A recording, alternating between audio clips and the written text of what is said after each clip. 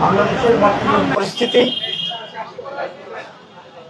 আমাদের নির্বাচনের প্রস্তুতি এবং নির্বাচনকে অবাধ ও সুষ্ঠু অংশগ্রহণমূলক করার জন্য কি কি করণীয়, বাংলাদেশের বিরুদ্ধে যে ষড়যন্ত্র, নির্বাচন বানচালের যে ষড়যন্ত্র, এই সকল বিষয়ে আমরা খোলামেলা আলোচনা করেছি।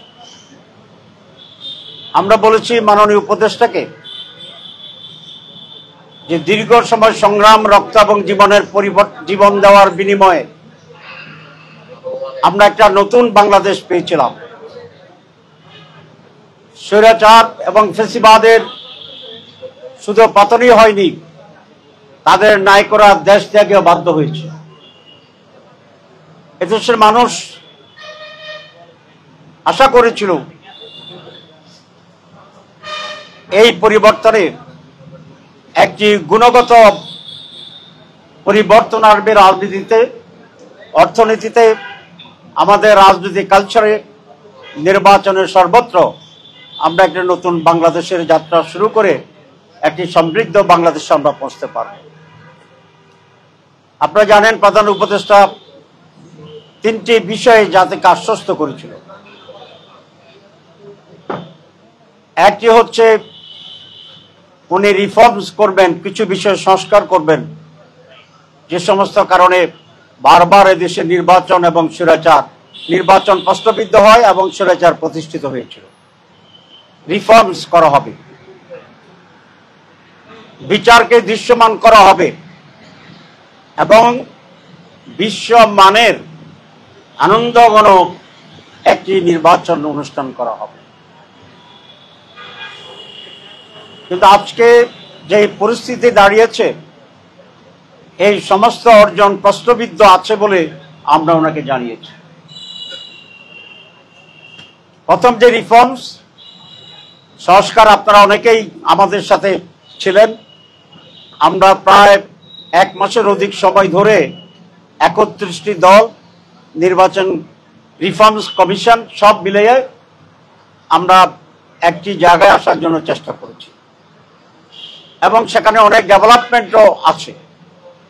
সেটা হচ্ছে আমরা অনেকগুলি বিষয়ে ঐকমত্য পোষণ করেছি সব দল, এবং মেজর ইস্যু ছিল 19টি। দু একটি দল কোন কোন মেজর ইস্যুতে নোট অফ ডিসেন্ট দিয়েছেন, কিন্তু সবসময় মোর দেন 2/3 দল একেবারেই নিঃশর্ত ঐকমত্য পোষণ করেছে। নোট অফ ডিসেন্ট যে কোনো দল দিতে পারে, যে কোনো বিষয়ে, যে কোনো ব্যক্তিও দিতে পারে, এটা তার রাইটস আছে, কিন্তু এই নোট অফ ডিসেন্টের মাধ্যমে সিদ্ধান্তের কোনো হেরফের হয় না, ব্যত্যয় হয় না। সহজে বুঝার জন্য আমি যেটা বলতে চাই যে হাইকোর্টে 3 বিচারপতির বেঞ্চ হয়, আপনারা জানেন। অনেক সময় 2 বিচারপতি যদি একমত হয়, সেটা রায় হিসাবে বিবেচিত হয়, আর যিনি ভিন্নমত পোষণ করেন উনি নোট অফ ডিসেন্ট দিতে পারেন ফর রেকর্ড অনলি। এই জন্য যে 19টা বিষয়ে with some note of dissent আমরা একমত হয়েছি, এগুলাকে আমরা মনে করি যে ঐকমত্য পোষণের ক্ষেত্রে একটি উল্লেখযোগ্য অগ্রগতি। কিন্তু আনফর্চুনেটলি উনি যা বলেছেন যে নির্বাচনের আগেই কিছুটা বিচার হয়ে যাবে। আমরা বলেছি অসুবিধা নাই, বিচার ইজ এ কন্টিনিউয়াস প্রসেস, একদিনে সব অব্যাহত রাখতে হবে, সেই প্রক্রিয়া অব্যাহত রাখতে হবে। 3 নম্বর, একটি ঘটনা এবং এতে করে তার নিরপেক্ষতা ক্ষুণ্ণ হয়েছে এবং একটি দলকে বেনিফিট দেওয়া হয়েছে মানুষের পারসেপশনের ক্ষেত্রে যে এই দলটি আগামী নির্বাচনে ভালো করবে। 2, আমরা বলেছি যে 5ই অগাস্টে যে জুলাই ডিক্লারেশন ছিল, ঘোষণা, সে ঘোষণাটিও সকলের সাথে আলোচনা করে ঐকমত্যের ভিত্তিতে ঘোষিত ষড়যন্ত্র বলে আমি মনে করি। কারণ হচ্ছে ইলেকশন হচ্ছে একটা পারসেপশনের ব্যাপার। এখন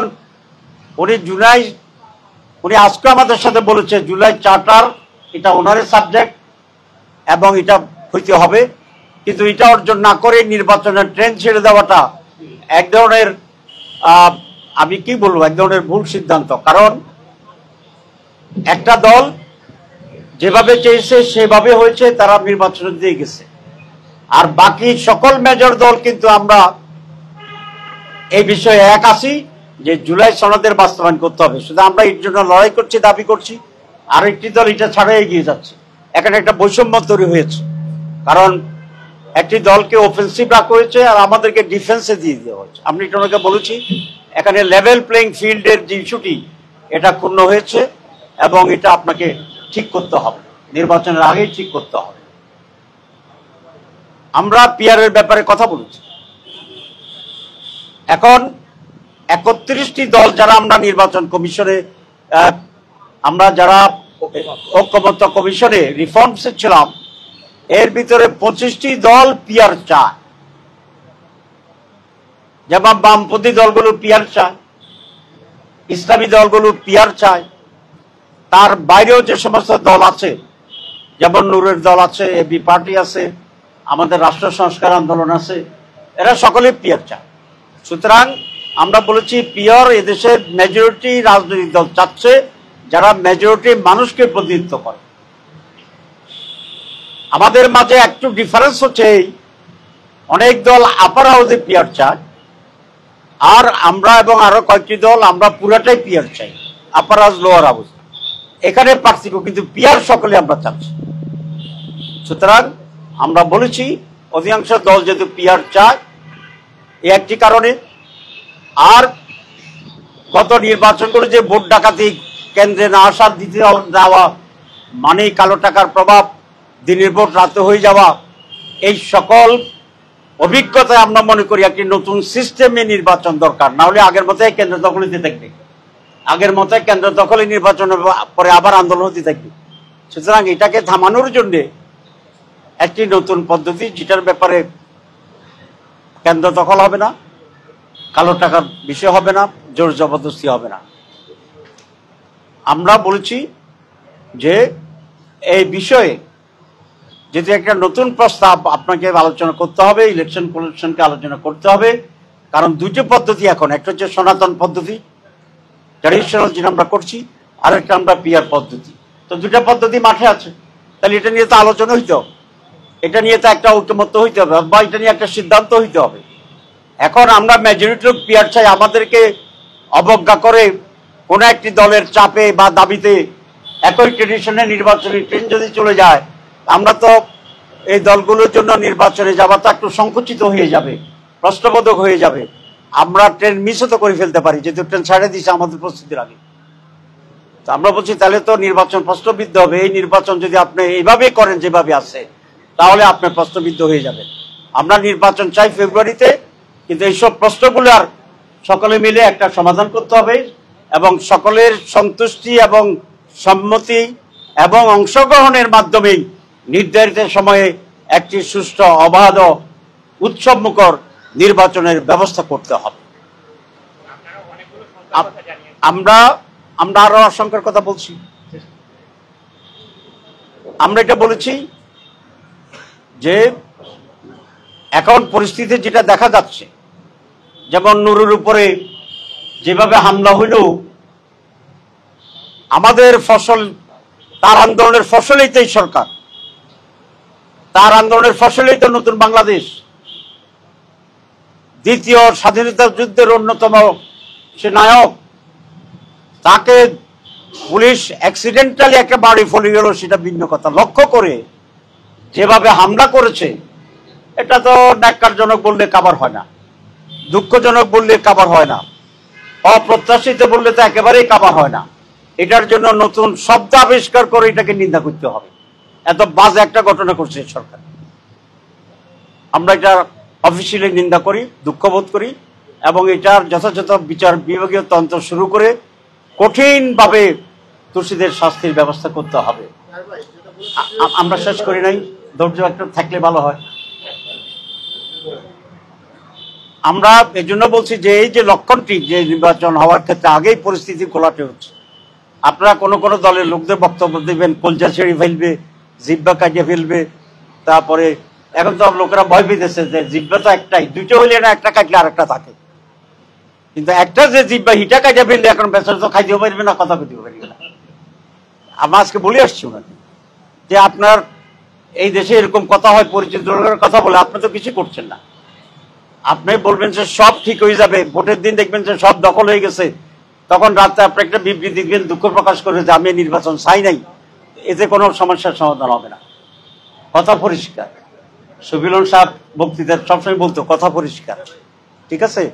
আমাদের কথা খুব পরিষ্কার যে সুষ্ঠু অবাধ নির্বাচনের জন্য এখনো অনেক সময় বাকি আছে। সঠিক সিদ্ধান্ত নিতে হবে, প্রত্যেকটি রাজনৈতিক দল তার কর্মীদের দায়িত্ব নিতে হবে।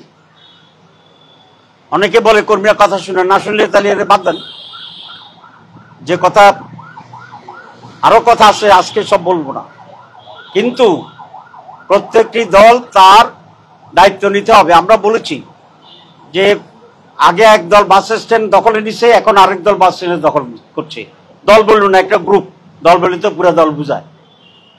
একটা গ্রুপ আগে চাঁদাবাজি করতো, এখন আরেকটা গ্রুপ চাঁদাবাজি করছে কোতোয়ালি।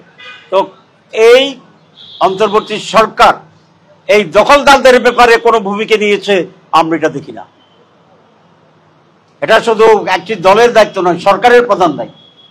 তো যে সরকার একটা বাস স্ট্যান্ড ক্লিয়ার করতে পারে না, একটা চাঁদাবাজকে ধরে শাস্তি দিতে পারে না, সেই সরকারের এত বড় নির্বাচনে এত বড় সন্ত্রাসী এত কিছুকে কিভাবে ট্যাকেল করবে, আমরা এতে শঙ্কিত এবং আমরা কিছুটা উদ্বিগ্ন আছি। আমরা সব কথা বলেছি এই জন্য যে এখন যে সময় আছে, সরকার যদি সঠিক সিদ্ধান্ত নিয়ে সঠিক উদ্যোগ গ্রহণ করে তাহলে এই পরিস্থিতির উন্নতি ঘটানো সম্ভব। পরিস্থিতি যদি উন্নতি ঘটে, তো একটি ডিজাইন ইলেকশনের দিকে যায়, তাইলে গণতন্ত্রকামী দেশপ্রেমিক ভারত বিরোধী শক্তির পক্ষে এরকম পরিকল্পিত নীল নকশার নির্বাচনে অংশগ্রহণ করার সুযোগটা সংকুচিত হয়ে যাবে, যা দেশের জন্য কোনোভাবেই কল্যাণকর হবে বলে আমরা মনে করি না। আমরা আরেকটা কথা বলতে, সাম্রাজ্যবাদ ফেসিবাদের দালালেরা এখনো প্রশাসনের বিভিন্ন জায়গায় বহুত সিভিলিয়ান পুলিশ, তাদেরকে অবিলম্বে সরাইতে হবে এবং নিরপেক্ষ লোকদেরকেই সেই প্রশাসনে যে আমরা খুবই যুক্তিসঙ্গত বাস্তব কথা বলেছি এবং প্রধান উপদেষ্টা বলছে যে আপনারা ডিটেলস কথা বলেছেন, আমরা উদ্যোগ নেওয়ার চেষ্টা করব। আমরা আমরা আমরা দেখতে চাই কি কি উদ্যোগ নেওয়া হচ্ছে। গভীরে তাদেরকে বের করা উচিত এবং সেখানে রুটে গিয়ে যারা যারা দোষী তাদের কঠোর ব্যবস্থা নেওয়া দরকার। 2 নম্বর, আমরা বলেছি যে আওয়ামী লীগের সহযোগী হিসাবে জাতীয় পার্টি কাজ করেছে, সুতরাং আওয়ামী লীগকে আমরা যেভাবে আপনারা পরিস্থিতি নিয়ে মত বিনিময় করা, এই জন্যই আলোচনা।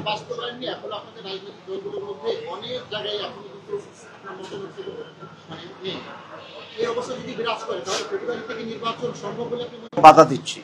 আর মেজর যারা আমরা স্টেক আছি, আমরা সকলেই এই ব্যাপারে একমত। যেমন বাংলাদেশ জামাত ইসলামী, যেমন এনসিপি, যেমন ইসলামী আন্দোলন, যেমন অন্যান্য ইসলামী দলসমূহ, যেমন এবি পার্টি, যেমন নির্বাচনের ট্রেন আপনারা মিস করার পথে আর কি একটি দলের জন্য নির্বাচন আয়োজন হয়ে গেছে, নীল নকশা নির্বাচনের দিকে যাচ্ছে। নীল নকশায় কারা জড়িত, কারা করছে এবং সেটা আপনার ঢাকা, আপনারা এই ধরনের নির্বাচনে যাবেন কিনা? জি, নীল নকশা তো যারা করে তাদেরকে সবসময় সম্মুখে দেখা যায় না।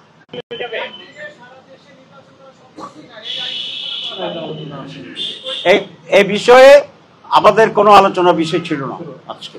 সবাইকে ধন্যবাদ।